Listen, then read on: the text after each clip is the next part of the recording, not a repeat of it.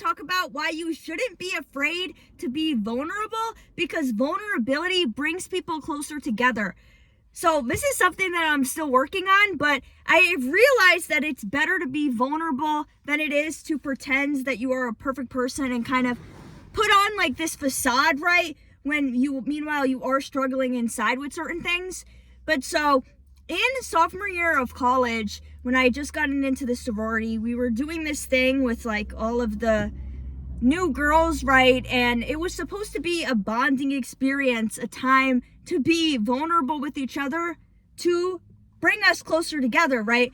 And so we all went around and said something, but like I said, I was nervous at the time with being vulnerable, and like I didn't really know these people. I knew two of the girls I like was starting to become friends with, because it wasn't right in the beginning. I was still scared, and even with the struggle that I had, I didn't even want to be open about it with them because I was ashamed of it, right? And so when we go around, I don't even know what I said. Because I didn't want people to know I was struggling with things. So I think maybe I might have just said I was depressed in high school and now I'm not anymore. But what I really wanted to say was how at that time in my life I was struggling with trichotillomania and I was pulling my hair out, right? And that was something I could have said. I don't know if anybody else was struggling with that, because a lot of times you think you're the only one who's struggling with a certain thing, but that's usually not the case, right? But so I didn't say anything, right? Then when my friend went, she was talking about her struggles with self-harm. And because of the fact that she had said that, I was like, oh, I should have just said what I had said, right? So I'm thinking that like maybe if she went before me, maybe I would have, right? But I related to what she had said because I had struggles with that in high school. And then I did it one more time, like freshman year of college. But then I don't do that anymore because I know it's just not good to do, and I just have other coping mechanisms that I can do. But so that was just a moment in my life where I had regretted the fact that I wasn't vulnerable with these people, and I missed the opportunity to connect more with them and to feel closer to them, right? So now, fast forward now, I joined the Bible study group, right? When I first went, I was scared because I was thinking that everyone in the Bible study group was going to be so perfect, and like they were going to judge me because I'm not perfect. And it's like, you know yourself that you're not perfect, and you kind of just know about everyone else what they show, right?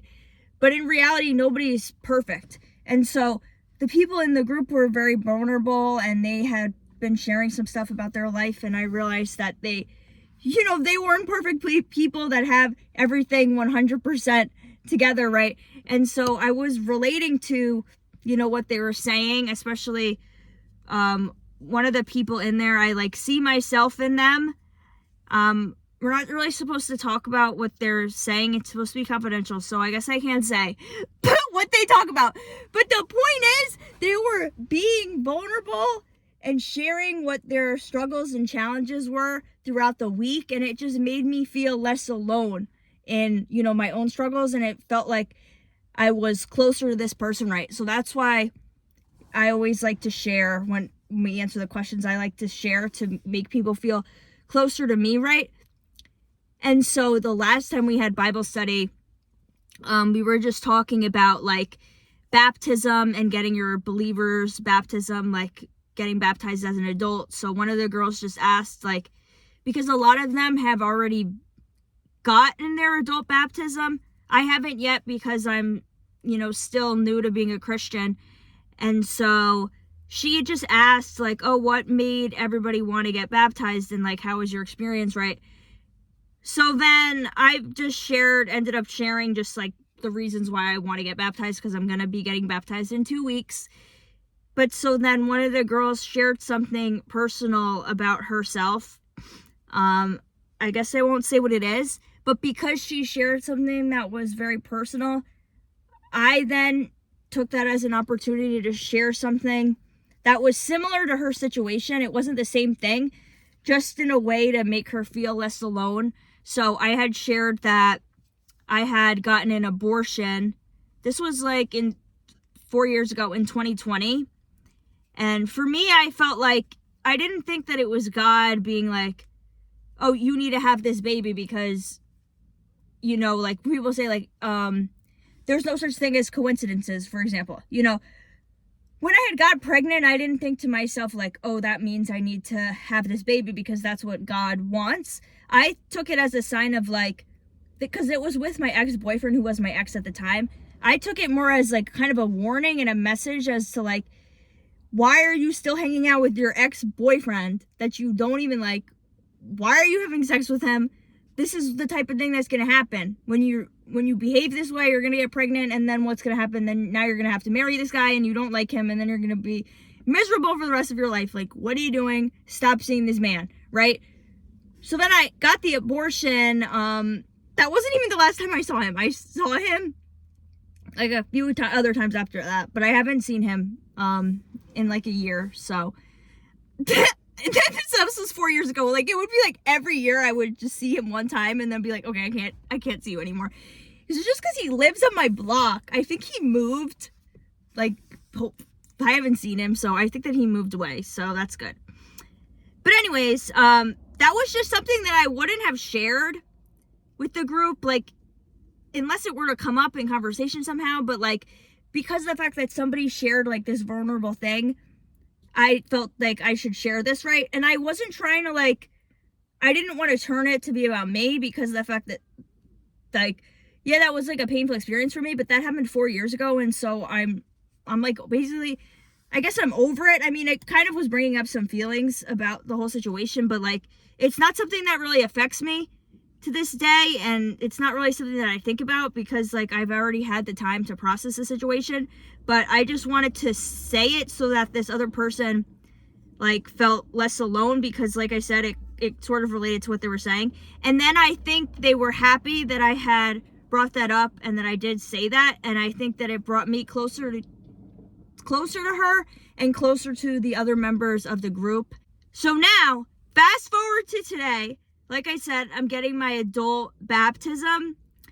And so everyone went around the room. I thought that we were going to be sharing our testimonies to each other, which I was kind of getting nervous, like, to share my testimony.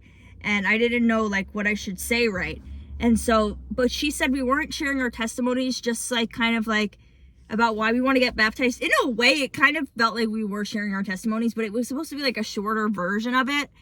And so there was like 11 people there, and then she went around the room that way. So I was the second to last person to talk. And so everyone was sharing their story, and they were just being very vulnerable. Some people were suicidal. Some of them, you know, self-harmed. Like, people were very sharing a lot of their personal details.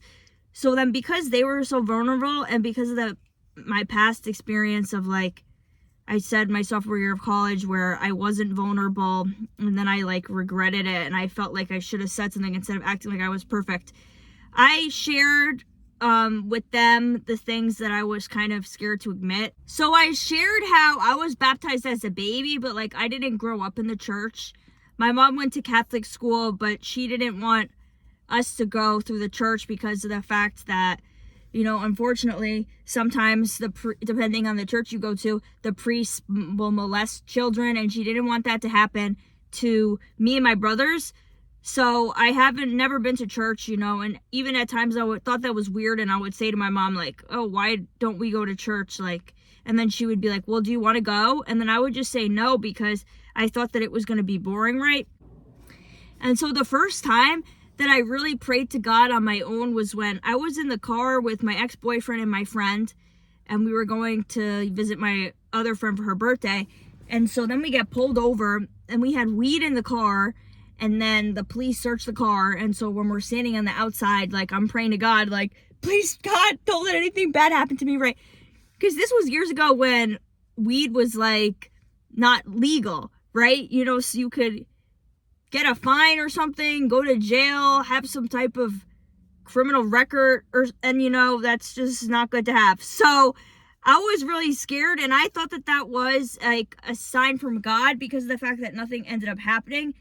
They found it, and then they just took it and said, like, this is a warning, like, we're gonna take this, but like, don't smoke anymore, like this is illegal, you know. And so then we continued on our ways, and I thought that that was like a sign from God that I should stop smoking.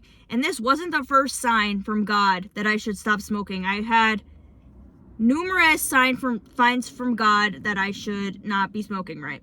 And so when I said this to my friend, one of my friends, I was like, yeah, like that was like a sign from God that like we shouldn't be smoking. And I do think it was a sign from God. But then the one friend I had told this to, she was a black woman, so she said that, she's like, that wasn't a sign from God. That's because she said something like, you got the complexion for something. I don't remember exactly what she said, but it was basically like, it was because we were all white that we didn't get in trouble. And I see where she's coming from, because obviously I guess if we were black, then we probably would have gotten in trouble and gone to jail. But at the same time, regardless of that, I guess that obviously did play a role, and that's why nothing happened. I still do think it was a sign from God, because we've obviously had driven before with weed in the car, and we just have never gotten pulled over. And this was just like a time in my life where I was just starting to get the signs that it's actually time to let this go. So yeah, I did think that was a sign from God. But that's not even when I stopped smoking. But like what I had talked about at the Bible study, at this baptism group, was how, you know, like I said, how I always felt like alone, and I was doing self-harm in high school because I didn't have friends, and like I wasn't talking to people right. And then because I was diagnosed with selective mutism at 3 years old, so I just like wasn't talking to people. And then when I went to college, like my social anxiety started getting better. But like I still felt like there was like this hole inside of me, and I tried to fill this hole with partying, with weed, with boys, and it never worked. And you know, I was basically just chasing after something that wasn't attainable. And I see now that that missing piece that I was looking for like was God and was Jesus, right? And so then I shared with them how the first time I prayed about the weed situation, and then I ended up sharing how, you know, I was getting the signs to stop smoking, and then I started getting signs that I shouldn't be having sex with people. And then eventually I decided that I was going to be a born-again virgin. And so I prayed at night, and I, you know, prayed to be forgiven of my sins. And because of that, I really felt like I had all this sexual shame. But since the day that I prayed, you know, to be forgiven for my sins of, you know, having sex with all these people, like I felt like I really was forgiven by Jesus. And I feel like now, like, even if I feel like nobody cares about me, you know, I know that God cares about me, Jesus cares about me, and I feel like less alone in that sense. And, you know, now I have like this church community and like whatever, right? So I was kind of nervous to share that, but I knew that I had to share it because of how everybody else was vulnerable. And so I just want to encourage you to be vulnerable and not be scared to be vulnerable, because you never know what could happen. You know, like there was one person that specifically said how they had struggled with the self-harm, and then it just made me feel less alone, because I used to do that. And like I said, I don't do that anymore, but like I then just shared that I had done that, because it was like a big thing that that I did do, and like I did it all throughout high school, you know. And so it was obviously like was still like a part of me and a part of my past, and like in a way that's kind of disrespecting like your body and your temple. Your body is a temple, right? And I also like had shame about that, but I don't need to have shame about that, because I've been forgiven, you know, for everything in my past. I've been forgiven. So just sharing things also helps release your shame. And I didn't share like every single thing about it, because I could have shared about the fact that I had to get the abortion. I didn't want to say that, because when you have to get an abortion, or when you get one, like it can be traumatizing, but I don't regret that I did that. And like I didn't want to say things that made it sound like I think abortion is bad, because I'm still pro-choice, and You know, like I said, I'm a born again virgin now. Like, I don't want to be having sex with people that don't value me and don't respect me. And like, yeah, I guess I think that people shouldn't just be having sex willy-nilly. But at the same time, if somebody does and then they get pregnant, or unfortunately someone gets SA'd, like, I think that people should always be able to have the choice if they want to get an abortion or not, you know, if you're not ready to have a baby. So I just didn't want to come off as giving vibes of like, oh, I had an abortion, but now I'm pro-life and nobody should get an abortion. So that's why I didn't want to say that, you know. And, you know, I had shame. I guess I did have shame about the whole abortion thing, you know, when it had happened. I don't have shame about it anymore because of the fact that I've, guess, been open with it, because I've made videos in the past about it on social media.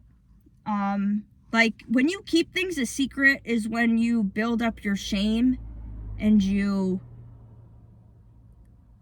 just feel bad about it. But when you talk about things with people, your shame starts to go away, you know? And like, for me, I feel better talking about things when they already had happened and it's like in the past. But like, the thing with being vulnerable is you're kind of talking about things that are happening right now in the present moment. And there are even more ways that I can be more vulnerable and I could be more open with the struggles and challenges that I face when I go to my Bible study group. So I'm going to try more to even be even more vulnerable, because now I'm really seeing how it brings people closer together. Like the last time we had Bible study group, like we ended up having really good conversation, and then because the one girl was really vulnerable, I shared something, then the other girl was sharing other things about past relationships that then I was able to relate to that as well, and I got closer to her as well, and like it just really brought us together, you know. So don't think that people are perfect and everyone has perfect lives, because a lot of times people are putting on a facade and they are not perfect, you know. And most of the times the people around you are like you anyways, you know. So if you're struggling with something, like there's probably somebody else around you that is also struggling with that thing, right? And there's no such thing as being perfect anyways. And just as you are good enough in the Lord's eyes. So yeah, don't be scared to be vulnerable. And it's gonna be hard at first, you know. And even one of the other girls in the baptism thing she was like, I don't really like to be vulnerable, but since you guys were so brave, like I'm gonna be vulnerable. And then she, you know, shared her story too. She went before me, and I was thinking the same thing as her. Like I was scared too, but then because of how, you know, vulnerable everyone else was, I was able to share my story and share how I was able to relate to them, right? And I think when you aren't vulnerable, it's because you're afraid that people aren't gonna like you, you know, for who you are, for the real you, and you think that you have to put on this facade in order to be lovable. And maybe that stems from like a childhood experience, you know, but then you just have to tell yourself that that's not true, and you are all parts of you is lovable, right? As another example, today I was having an interview because I volunteered to be like a high school leader at the church. And so it's not even like I'm leading a group of kids. It's like it's me and a few other high school leaders are leading the group, right?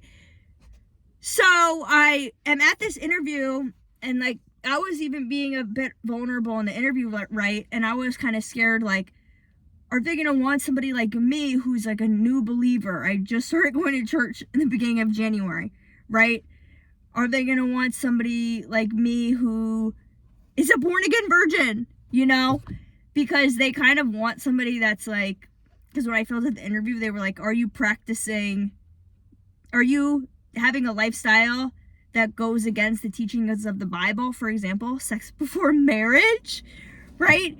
And so I wasn't even going to bring up the whole celibacy and born again virgin thing, but then she asked me like if I had a moment where like I felt as though Jesus had saved me, because she said she's always grew up in the church, so she just always felt that way, and there wasn't really like a moment that she had But so then I told her the moment about how when I was praying to God to be like forgiven of my sins and to kind of release my past sexual sins, because I said like I've always had like this sexual shame and that I couldn't really let go of. But then when I had prayed to God, you know, to be forgiven for them and to, you know, like be a born again virgin, I felt like I let go of my sins, let go of the past, and I felt as though I was born again, right? And then when I found out about the whole baptism thing, I felt like I wanted to do it because of how I felt like I was like a born again person, right? And so in a way I was vulnerable with her by sharing that. But a lot of what people say is like these people, the religious people, they know that your past is forgiven and only God can judge. You know, some people unfortunately are judgmental, but I think this church that I go to is good. And I mean, I repented, I guess, is that the word? Like, I'm obviously on the right path, and I think that she sees that, and so I hope that it's gonna work out with that. And so I don't know if I'm not, I said this in my I made a whole video about like why I'm a born again virgin and whatnot. I don't know if I'm necessarily going to save myself until marriage, or if but I know for sure that I'm saving myself for when I get a boyfriend, and then I'm gonna have them be my boyfriend for at least a month, I don't know, for a little bit, to know that they're actually my boyfriend, right? And they're not just like, oh, I want to be your boyfriend, and then so that we have sex, and then they like break up with me, right? You know, like I want to make sure this is someone that I actually genuinely love and care about, who also genuinely loves and cares about me, because then that person is, you know, hopefully gonna turn into my husband, right? Like I don't want to just date somebody for no reason. I want them to be my husband, turn into my husband, because I'm 25. I'm gonna be 26 soon. I obviously want a husband. I mean, not at this moment. I'm relaxing now, dating myself, focusing on myself and my goals. But I'm just saying that, like, I'm not trying to be like you have to save yourself until marriage necessarily, but I do think it's good to save yourself for somebody that you genuinely love and care about, who genuinely loves and cares about you. Because for me in the past, I was just having sex with people that did not care about me. They didn't value me. They probably didn't care if I lived or died, right? And then even if they were my boyfriend, like I dated people that I didn't even like. And it was just like, I don't know why I did that, because I was lonely. And I'm trying to fill the void with these people. When I see now that what was missing in my life, you know, was Jesus and the Lord. And now I feel better, and I'm still continuing on my path. That's why I just wanted to get baptized, because it really, like, to make my faith permanent and show that it's real. You know, some people say it's like I'm going public with my faith, but like not everyone in the world is going to see your baptism. And I basically went public when I make videos talking about it, and I post it on Instagram, TikTok, YouTube Shorts. Like, I guess in the way, that's my way of being public with it. But yeah, that's what I want to do, and it's going to be awesome and amazing. And I'll be vulnerable in my testimony. I'm still writing it. But yeah, don't think that people aren't going to love you if you're vulnerable, because that is how people are going to love you more, because then they're going to be able to relate to you more. You know, you can't relate to a perfect person, because if you're not perfect, how are you going to relate to a perfect person? You know, but if someone talks about what their struggle is, and you obviously have struggles, then you'll be more likely to relate to this person, and then you'll probably even like them more. So like if you're vulnerable, people will relate to you, and then they'll end up liking you more. So don't think that you need to be perfect to have friends, have a boyfriend, have a girlfriend, you know, whatever it is. Just know that it will be okay, and you're lovable no matter what. So thank you so much for listening, and let me know if this video was helpful for you, and let me know any other things that you want to hear me talk about. Thanks. Bye.